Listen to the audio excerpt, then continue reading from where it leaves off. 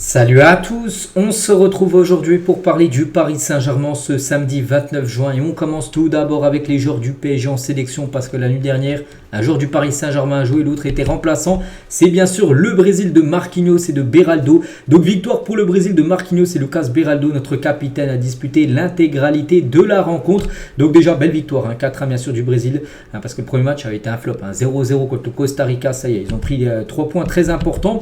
Et du coup Marquinhos, donc on peut voir qu'il a joué, il a joué tout le match. Bon après, j'ai pas vu le match, mais bon, sa note, les gars, une note de 6.8, mais parmi les défenseurs, c'est celui peut-être qui a été le moins bon, Marquinhos. Enfin, une note en orange alors que ses collègues ont une note en vert. Mais voilà, quelques photos de Marquinhos lors de ce match hier. Donc, quelques photos de Marquinhos, bien sûr, qui vise de remporter cette Copa América avec sa sélection. Et quelques photos aussi de Beraldo, les gars, bon, qui n'a pas joué. C'est vrai que Beraldo, les gars, pourtant, il avait joué le dernier match de préparation. Regardez, le match États-Unis-Brésil où il y avait eu un partout. C'était le 13 juin dernier. Et c'est vrai que là, les deux premiers matchs, la Copa América, sur le banc contre le Costa Rica. Et hier, enfin la nuit dernière, sur le banc contre le Paraguay, il n'a pas joué une minute pour l'instant. Beraldo, bon, c'est un joueur qui apprend, bien sûr, il est tout jeune. Regardez, il est né le 24 novembre 2003, donc il est tout jeune, il a le temps, bien sûr, de jouer avec le Brésil dans le futur.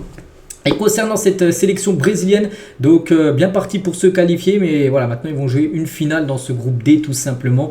Contre la Colombie, ça sera le dernier match où ils sont obligés de s'imposer pour finir premier. N'oubliez pas qu'en Copa América, il y a 4 poules et on passe directement au 8e de finale. Il n'y a pas de meilleur troisième là-bas. Non, c'est les deux premiers qui se qualifient.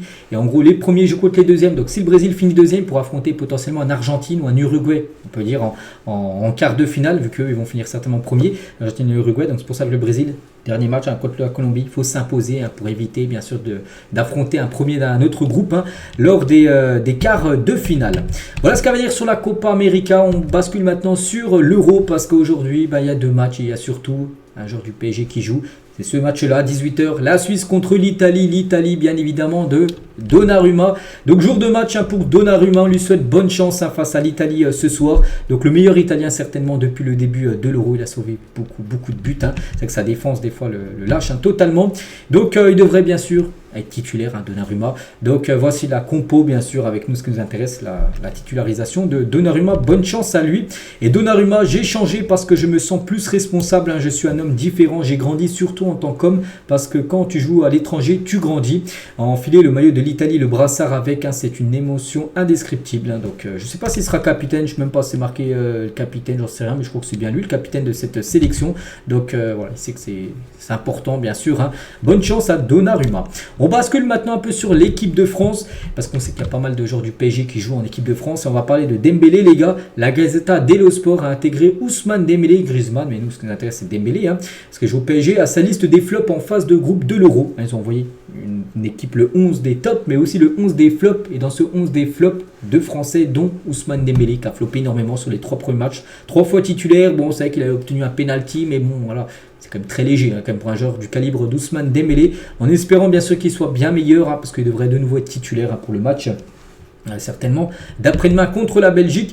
Il y a deux autres Parisiens lors de l'entraînement aujourd'hui, ce samedi, l'avant-veille du match contre la Belgique, donc Zeremri et Bradley Barcola. On croise les doigts, on espère qu'il soit titulaire pour le match après-demain. Et selon le journal Le Parisien, Barcola ne devrait pas être titulaire face à la Belgique et ça j'ai l'impression que c'est totalement une blague. C'est quoi ce merdier, on peut dire, les gars. Comment bon là c'est seulement le compo probable, mais souvent les compos probables, les gars, ressemblent beaucoup à la compo de départ.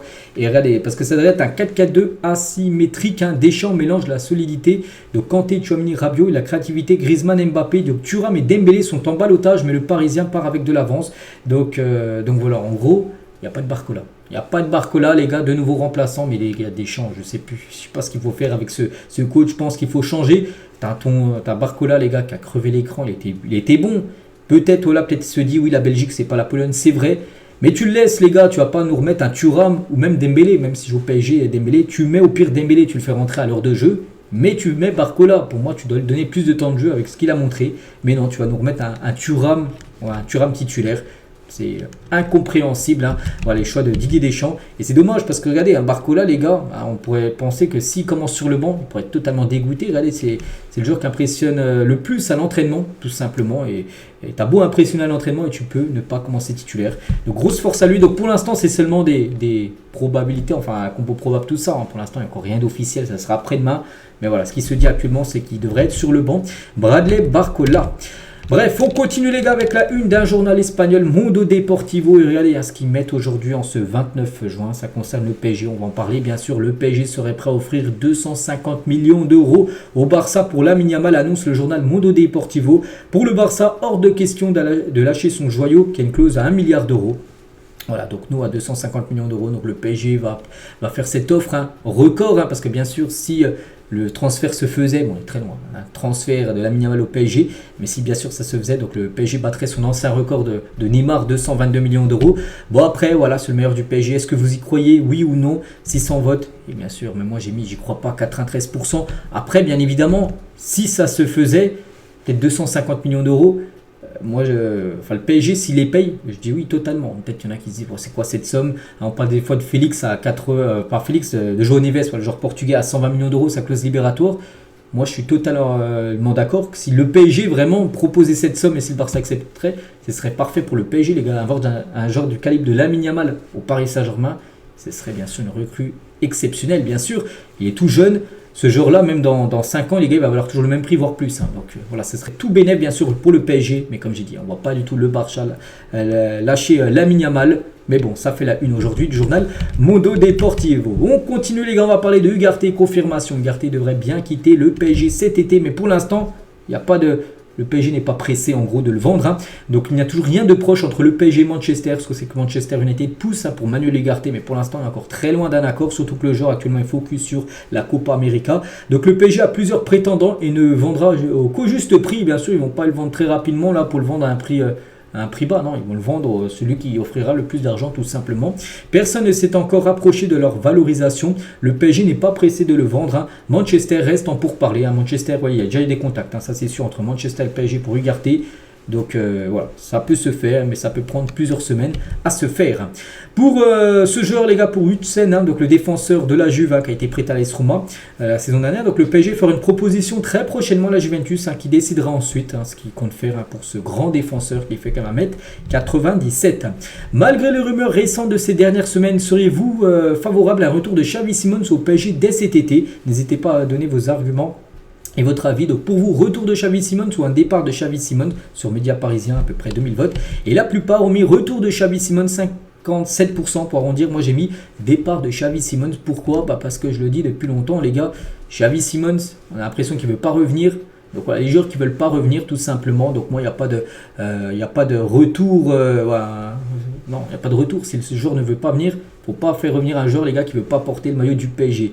Il a dit qu'il souhaitait, enfin même si pour l'instant il n'a encore rien dit officiellement, il y a beaucoup de rumeurs, même Fabrizio Romano en gros a dit qu'il voulait repartir en prêt. Donc voilà, pour moi, départ. Je ne comprends pas que quand même 57% veulent le retour de Xavi Simons alors qu'il n'en a rien à faire du PSG, il ne veut pas porter le maillot parisien. Non, tu ne veux pas jouer, tu pars tout simplement. Le PSG termine l'exercice 2023-2024 avec 5 cartons jaunes reçus sur la saison dernière, ce qui en fait le plus faible taux depuis la saison 2015-2016. Voilà, une équipe fair play, peut-être le PSG, voilà, c'est vrai qu'avec par exemple des joueurs comme Marco Verratti en moins ou Neymar qui prenaient beaucoup de jaunes ces deux-là dans le passé, 50 cartons jaunes reçus sur toute la saison dernière, et c'était plus arrivé depuis, on va dire, un peu moins de 10 ans. Sergio Rico, des nouvelles de Rico qui n'est pas conservé par le PSG. N'oubliez pas que le joueur est en fin de contrat. Demain, on est le 29, demain, on est le 30 juin. Donc, on sait qu'il y a pas mal de joueurs en fin de contrat, comme par exemple Kylian Mbappé, l'ex-joueur du PSG, qui a déjà signé du côté du Real. Mais voilà, on sait que cette date du 30 juin, c'est toujours la fin de saison. Fin de saison, on peut dire officiel. Donc voilà, le gardien espagnol de 30 ans sera libre de tout contrat demain, donc il ne sera pas conservé par le PSG. Donc voilà, on lui souhaite bonne chance pour la suite de sa carrière. Amadou Onana est scruté par plusieurs clubs, dont le PSG. Nasser apprécie son profil et le joueur est réceptif à l'intérêt du PSG. Il n'y a cependant toujours pas eu d'offre à Everton, ni aucun contact entre les deux clubs. Mais voilà, le PSG, on a parlé, je crois, c'est hier ou avant-hier, des premières rumeurs et ça se confirme. Voilà, jour après jour, je vois encore des infos que le PSG suit Amadou Onana. Et on finit de ça, c'est la dernière info du jour, les gars. Bon, je sais pas, c'est une info qui concerne le PSG, mais voilà, un grand joueur, les gars, un joueur que le PSG a voulu recruter dans le passé, c'est Erling Haaland, qui est à Paris. Il a été filmé, il faisait les magasins. Je n'avais pas dit qu'Haaland allait signer au PSG. Peut-être qu'il y aura des rumeurs vu qu'il est à Paris, mais non, c'était seulement pour faire les magasins. Mais c'est que ce joueur-là aussi, s'il débarquera au PSG, les gars, le PSG, les gars, aurait un énorme numéro 9, on peut dire, pour les saisons futures. Donc voilà, les gars, on finit cet épisode avec ça. J'espère que ça vous a plu. On se retrouve, nous, demain, dimanche, pour le prochain numéro. Je vous souhaite une très bonne journée et à demain.